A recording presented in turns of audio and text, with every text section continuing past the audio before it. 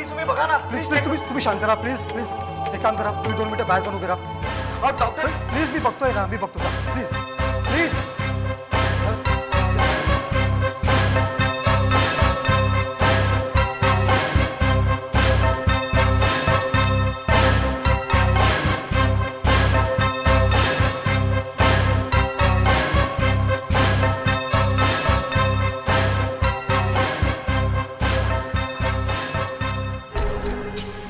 सागर कसली एवढी धावपळ चालली आणि तू आता या वेळेला कसं काय?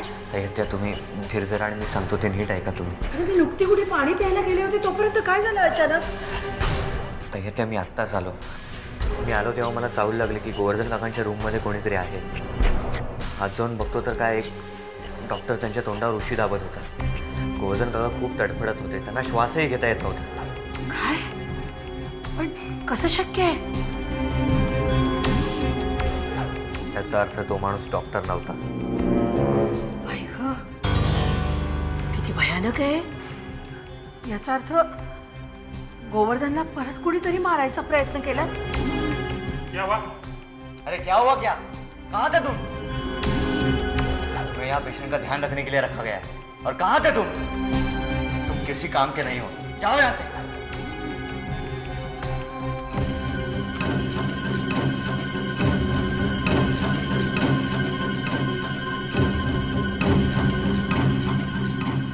एसीपींना फोन करतो.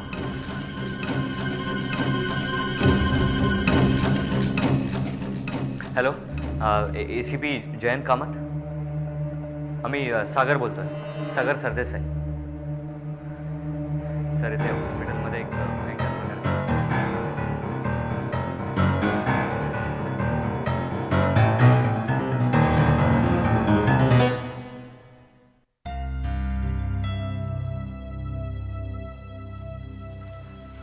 काय झालं मग? तुम्ही बोलवलं? हो. हे सागर आणि मुक्ता अजून कसं नाही आले? बराच उशीर झाला नाही? हो, खरं म्हणजे दोघं जण रोज संध्याकाळी हॉस्पिटलमध्ये जातात आणि रात्री जेवायला परत येतात. पण आजच नेमका एवढा का उशीर झाला काही कळत नाहीये. तुम्ही जेवलात? नाही, मी म्हटलं ते दोघं आले की एकत्रच जेवायला बसू. शालिनी, गोवर्धनच्या तब्येतीचं काही कमी जास्त तर नसेल ना झालं? फार भीती वाटते हो. नाही मा, मला नाही तसं वाटत. नाही म्हणजे बघा ना, आता त्यांची तब्येतही सुधारायला लागली. ते शुद्धीवर आलेत, बोलायला लागलेत. डॉक्टरांनी सगळ्या टेस्ट केल्या तर त्याही नॉर्मल आलेत. डॉक्टर म्हणाले सुद्धा की आता काळजीचं तसं काहीच कारण नाहीये म्हणून. हो खरं आहे. पण या ॲक्सिडेंटच्या केसमध्ये ना बाहेरच्या जखमा दिसतात, पण मुकामार वगैरे लागला असेल आणि कळलंच नसेल तर छे छे. ही मुलं परत येईपर्यंत ना जीव अगदी टांगणीला लागून राहणार बघा. मी एक बघितलंय मा, आपण हॉस्पिटलमध्ये असलो ना की आपल्याला टेन्शन येत नाही, पण आपण घरी बसून विचार करायला लागलो की फक्त काळजीच वाटत राहते. शालिनी, तुम्ही जरा मोबाईलवर फोन करता सागरला? केला होता, तो फोनच उचलत नाहीये. घ्या, म्हणजे काय उपयोग आहे या मोबाईलचा? मा, तुम्ही विश्रांती घ्या. अहो मी जागीच आहे. ते दोघं आले ना की मी सांगायला येते. हां,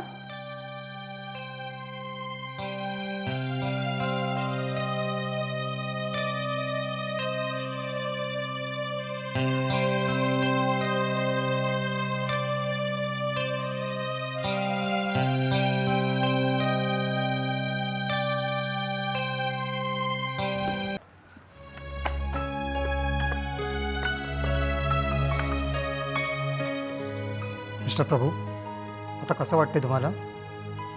काही काळजी करू नका, सकाळपर्यंत तुमची तब्येत अगदी नॉर्मल होऊन जाईल बघा. काळजी घ्या.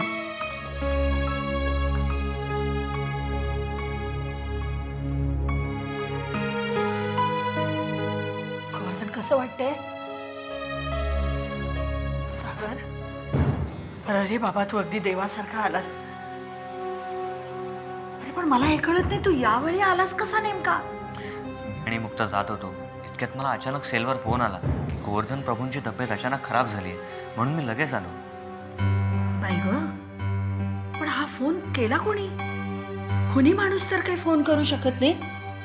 हो बरोबर आहे. फोन करणाऱ्याला नेमकं काय हवं होतं? म्हणजे फोन करणारा नेमका शत्रू आहे का मित्र आहे? तरी गोवर्धन, मी तुला 1000 वेळेला सांगते, आपलं वागणं सुधार बाबा, फटकळपणा कमी कर. पण ताई आत्या, शत्रू व्हायला नेहमी वाईटच वागलं पाहिजे असं काही नाहीये. शिस्त, चोख कारभार, प्रामाणिकपणा आजकाल यामुळे शत्रू होऊ शकतात. गोवर्धन, आत्ताचं संकट टळलंय, पण यापुढे आपल्याला खूप काळ. काय झालं? हं? कसली काळजी ग?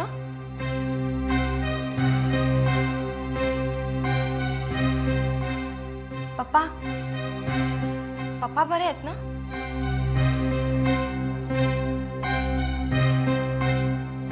मग ताई आत्या काय म्हणत होती? अगं काही नाही ग. अगं तुला तुझ्या पप्पांचा स्वभाव माहिती आहे ना. डॉक्टरांनी एकदा याला सांगितलं हिंडा फिरला तरी चालेल, तर हा लगेच डोंगर चढायला मोकळा होतो. पप्पा बरं झालं आत्या तू रागवलीस. पप्पांना आता सांभाळायला लागणार आहे. पण डोंट वरी, मी येईन ना तुझ्या मदतीला. मुक्ता, तू सांभाळ गोवर्धन काकांना, पण आता आपण घरी जाऊया.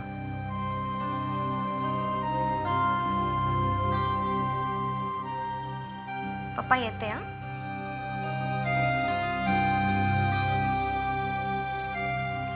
चल.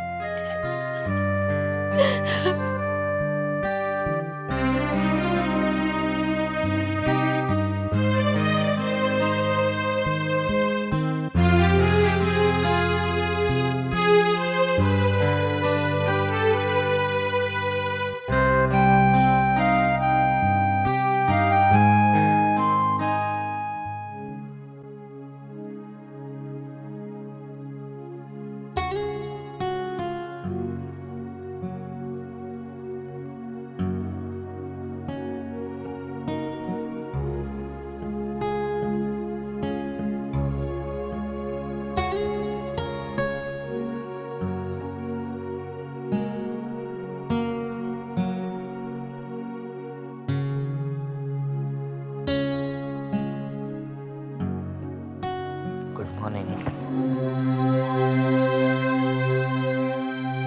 काय ग, काय झालं?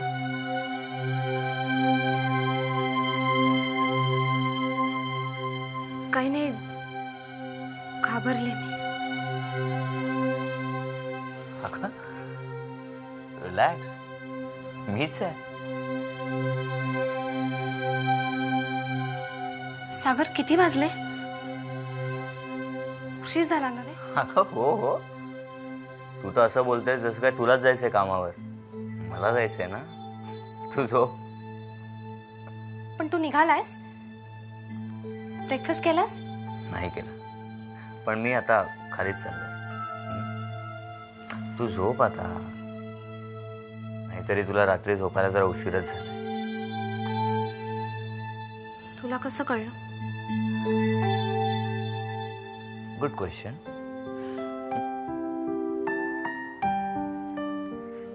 सागर 2 मिनिटं थांब ना, मी आवरून आले. मुक्ता, सांगितलं ना तुला, तू झोप. मी आता चाललोय ऑफिसला. ऑफिसमधनं फोन करतो तुला. तू झोप, रिलॅक्स कर.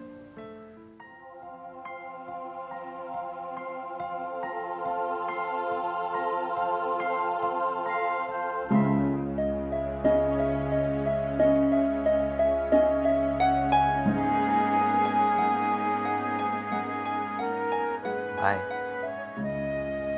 बाय.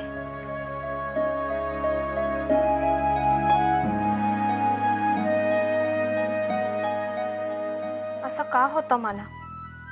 मी अशी विचित्र का वागते? सागरच्या प्रेमाला मी कधी न्याय देऊ शकीन? सागर, तुझा समजूतदारपणा बघितला ना की अजूनच अपराधासारखं वाटतं मला. तुझ्या आयुष्यात आल्यापासून फक्त दुःखच दिलंय मी. माझ्या आयुष्यातलं सत्यही तुझ्यापासून लपवलंय. पण आता या दडपणाखाली मी नाही राहू शकत. कशी राहू मी?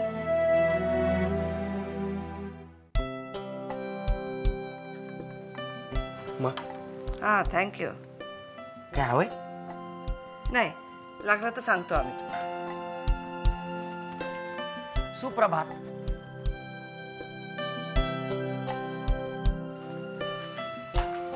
अरे, आज एवढ्या लवकर? हो, जरा लवकरच जाग आली म्हणून तयार झालो. वा. आणि मुक्ता कुठे आहे? नाही, ती आत्ताच उठली. रात्री उशीर झाला झोपायला.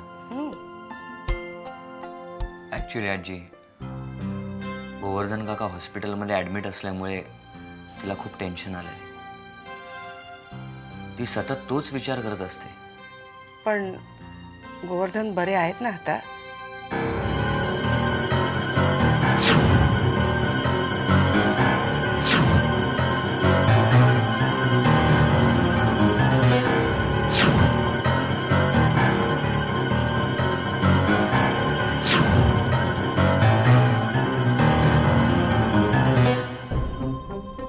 सागर, हां, आम्ही काय विचारतोय? गोवर्धन बरे आहेत ना आता? तसे बरे आहेत ते, पण अजूनही नक्की काही सांगता येत नाहीये. अरे देवा, म्हणूनच ती पोर एवढी काळजीत असते.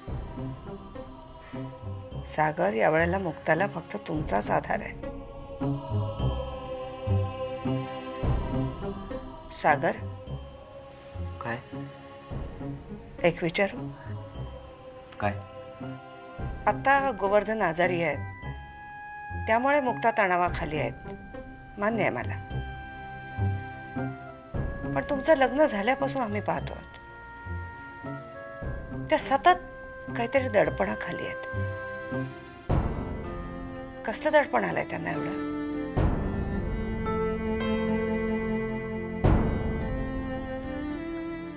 म्हणजे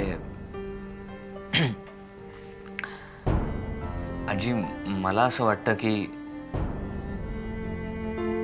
मुक्ता आणि मी एकमेकांना लहानपणापासून ओळखायचो, आणि लग्नानंतर नातं बदलतं. काही लोक हा बदल इझिली ॲक्सेप्ट करतात, पण काहींना वेळ लागतो. आय थिंक मला मुक्ताला थोडा वेळ द्यायला हवा. सागर, तुम्ही एवढा विचार करताय, एवढा समजूतदारपणा दाखवताय, फार बरं वाटतंय हो. खरंच या परिस्थितीत तुमचं हे वागणं फारच कौतुकास्पद आहे. अहो, तुम्ही मुलांनी सुखी राहावं, आनंदी राहावं, एवढीच तर अपेक्षा असते आमची.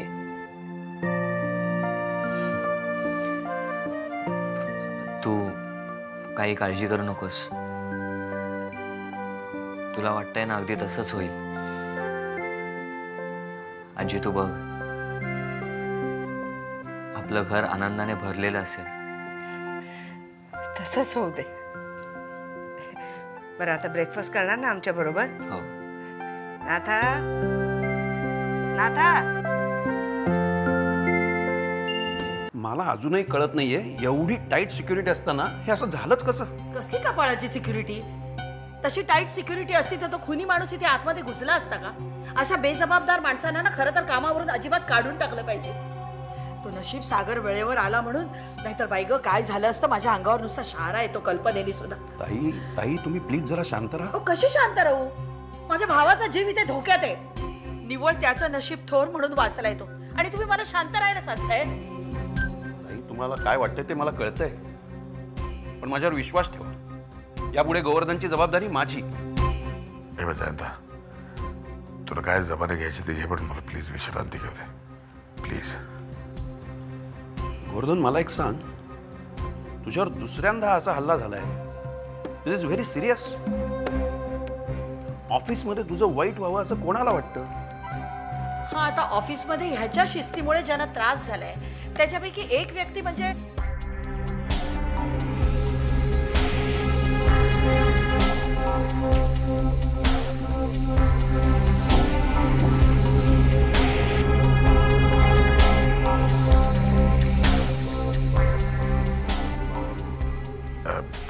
काय अशा माणसापैकी कोणीतरी असू शकतं ना, पण मला ती शक्यता वाटत नाही. काय असतं, ऑफिसमधली भांडणी ऑफिस पुरतीच असतात. ठीक आहे, पण ऑफिसच्या पलीकडेही जरा विचार कर. कधी तू कोणाला दुखावलंयस किंवा कोणाचा अपमान केलायस किंवा कोणाला तुझ्याबद्दल असूया वाटते का? बरं ठीक आहे, आपण मग बोलू, पण बोलू जरूर. या हल्लेखोराचं मूळ मला शोधलंच पाहिजे. निघतो मी.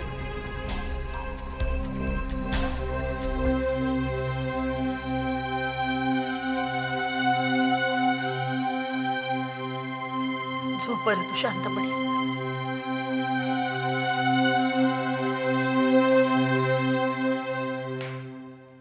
पौर्णिमा, आजपर्यंत मी तुझ्यावर जी कामगिरी सोपवली ती तू अगदी व्यवस्थित पार पाडलीस. I am very happy with your work. Thanks madam. आणि आज मी तुला जे काम सांगणार आहे ते तर तुझ्या अगदी आवडीचं आहे. म्हणजे आपल्या सागरशी कनेक्टेड.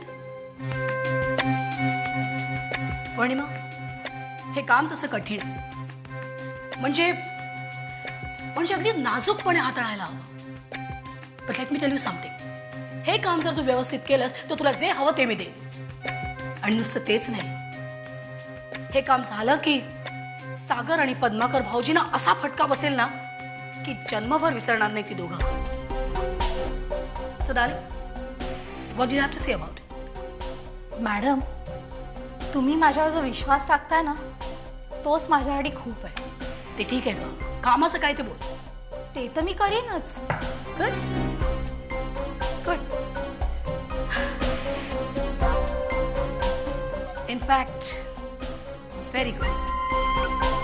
पौर्णिमा, आता तू बघच, हे काम एकदा झालं ना की इथे काय काय करते. पण मला नक्की काय करायचंय? जे मी सांगेन तेवढंच करायचंय. पण मॅडम, मला हे काम जमेल? ऑफकोर्स. एकदा का तू ठरवलंस ना की तुला नक्की जमेल. ठीक आहे, मी हे काम करीन. आय मीन करूनच दाखवेन. That's the spirit. माझी तुझ्याकडनं हीच अपेक्षा आहे. आता मी काय सांगते ते नीट ऐक. पौर्णिमा,